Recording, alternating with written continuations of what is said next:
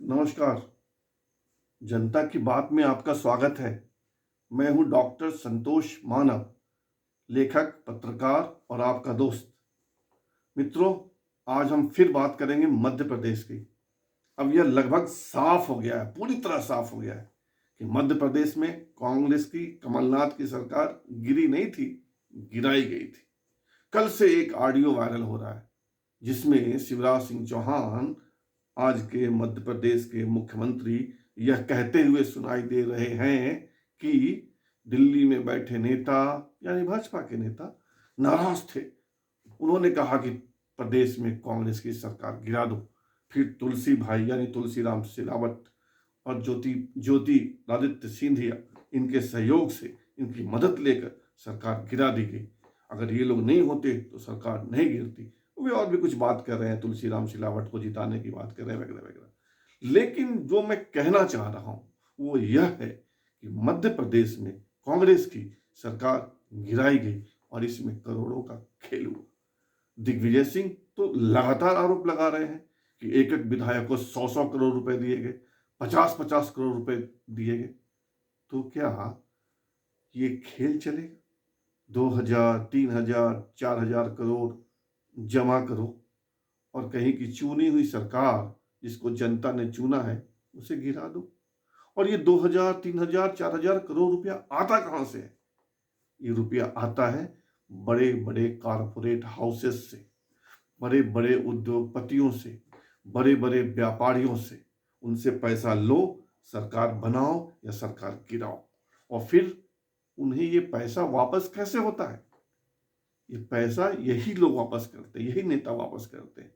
नीतियों में छूट देकर, ठेका देकर, नीतियों में बदलाव लाकर, जमीन देकर, बैंक से लोन दिलवाकर, बैंक से लिए गए हजारों हजार करोड़ के लोन माफ कर ये हो रहा है इस देश में। तो क्या राजनीति उद्योगपतियों के लिए, राजनीति नेताओं के लिए? इस राजनीति में जनता कहीं है कि नहीं है? ये सवाल खड़ा करना होगा। और सवाल खड़ा कौन करेगा? हम करेंगे, आप करेंगे। जो स्थिति है इस देश में, खासकर आज की स्थिति, उसमें यह साफ दिख रहा है कि राजनीति उद्योगपतियों के लिए है, राजनीति नेताओं के लिए है, पॉलिटिकल पार्टीज के लिए है। इसमें आम आदमी कहीं नहीं है। इसमें आम आदमी के कल्याण की बात कहीं नहीं है। और यह साफ हुआ है मध्य प्रदेश में कांग्रेस की सरकार गिराए जाने के खेल से, उसमें हुए पैसे के खेल से। 2,000, 3,000, 4,000 करोड़, ये कुछ होता है या नहीं होता है? आप सोचिएगा इसमें। लेकिन यही क्यों? देश के गृह मंत्री अमित शाह लगातार वर्चुअल रैलियां कर रहे हैं। वर्चुअल रैली तो आप समझते होंगे कि अमित शाह जी दिल्ली में बैठे हैं और आपके इलाके में एक एलईडी टीवी लगाया गया, व्यवस्था की गई और आप बैठ के वहां भाषण सुनिए। अभी उन्होंने बिहार में रैली की, 72,000 बूथों पर लोग बैठ के उनका भाषण सुन रहे थे। वर्चुअल रैली बिहार में 72,000 लोग कह रहे हैं, जानकार कह रहे हैं कि एक रैली पर प्रति बूथ 20,000 का खर्च हुआ, लगभग, मोटा मोटी। अब आप जोड़िए, 72,000 बूथ और प्रति बूथ 20,000, कितने करोड़ हुए? यानी 75, 80, 100 करोड़ की एक रैली। अमित शाह ने ऐसी ऐसी कई रैलियां भी की है। पश्चिम बंगाल में किया उन्होंने, उड़ीसा में रैली की उन्होंने। कल कल नितिन गडकरी ने मध्य प्रदेश में ऐसी वर्चुअल रैली की। मध्य प्रदेश के 50,000, लगभग 50,000 बूथों पर लोग ही उनका भाषण सुन रहे थे। और एक रैली पे 100 करोड़ खर्च होता है, 4 रैली पे 400 करोड़। ये 400 करोड़ आता कहां से है? देता कौन है इनको? ये उद्योगपति पैसा देता है और ये उद्योगपतियों को पैसा वापस करते हैं दूसरे तरीके से। इनका मकसद सिर्फ सत्ता पाना रह गया है, पैसे के दम पे। पैसा लाओ, सरकार बनाओ, सरकार गिराओ और फिर राज्य का खजाना लूटकर, आपका मेरा पैसा लूटकर उन उद्योगपतियों को दे दो। इस खेल को मित्रों रोकना होगा।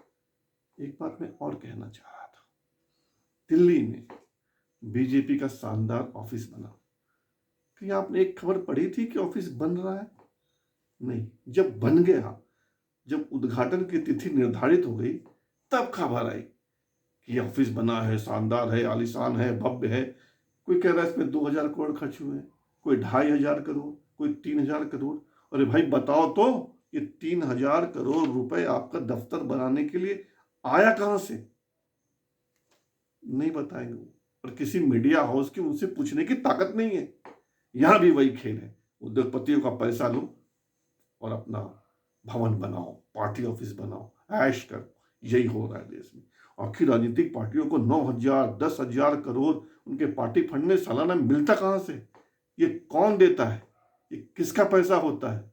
और ये पैसा रिपे कैसे होता है? ये सारे सवाल का जवाब अब मांगना चाहिए। अगर नहीं मांगेंगे नहीं पूछेंगे तो राजनीति सर जाएगी, सर तो चुकी है, उससे अब दुर्गंध आएगी।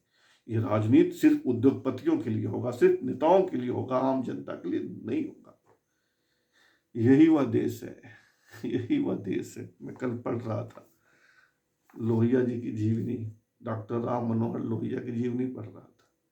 लोहिया जी ने संसद में, लोकसभा में सवाल उठाया था कि इस देश का आम आदमी 3 आना मतलब लगभग 12-14 पैसे, 14 पैसे प्रतिदिन, 12 पैसे प्रतिदिन पर जीवन यापन करता है। और इस देश का प्रधानमंत्री, तत्कालीन प्रधानमंत्री जवाहरलाल नेहरू पर प्रतिदिन 25,000 रुपए खर्च होते हैं। उन्होंने सवाल उठाया था 3 आना बनाम 25,100 रुपए, तब उन पे 25,000 रुपए, सॉरी माफ कीजिएगा, 25,000 रुपए प्रतिदिन प्रधानमंत्री पे खर्च और आम जनता पे 3 आना। आज कोई लोहिया नहीं है, आज किसी सांसद में दम नहीं कि वह सवाल उठाए कि आज कितना खर्च होता है प्रतिदिन प्रधानमंत्री पे। अगर उस समय 25,000 प्रतिदिन था तो आज तो 100 करोड़ प्रतिदिन होगा। है भी, उनकी सुरक्षा पर ही लगभग 1.5 करोड़ रुपया प्रतिदिन का खर्च है। लेकिन ये सवाल कोई नहीं उठा रहा। ये राजनीति के सरने की निशानी है कि हमने वैसे जनप्रतिनिधि दिए ही नहीं, हमने अपना रिप्रेजेंटेटिव वैसा दिया ही नहीं जो संसद में ये सवाल उठाए, जो आम लोगों का सवाल उठाए। इसी देश में एक अध्यक्ष थे, एक पार्टी के अध्यक्ष थे, बंगारू लक्ष्मण, नाम सुना होगा आपने। वो भी भाजपा के ही अध्यक्ष थे और एक बिचौलिए से 10,000 रुपए पार्टी फंड के नाम पर लेते हुए उनका वीडियो वायरल किया गया था। उनको पद से इस्तीफा देना पड़ा था 10,000 रुपए के लिए। और इसी देश में आज लाखों करोड़ का खेल हो रहा है और कोई बोलने वाला नहीं। किसी मीडिया हाउस में हिम्मत नहीं, किसी नेता में हिम्मत नहीं, किसी कार्यकर्ता में हिम्मत नहीं। इस देश की राजनीति कहाँ जा रही है, हमें सोचना होगा। अगर हम नहीं सोचेंगे तो हमारी आने वाली पीढ़ी हमें माफ नहीं करेगी, यह हमें तय कर लेना होगा। जनता की बात में आज इतना ही। कल हम फिर बात करेंगे नए सब्जेक्ट पर।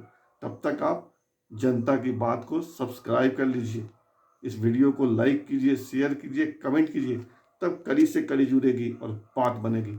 नहीं तो हम पछता रहे, आप भी पछताव कीजिएगा, अगली पीढ़ी भी रोएगी। धन्यवाद, नमस्कार।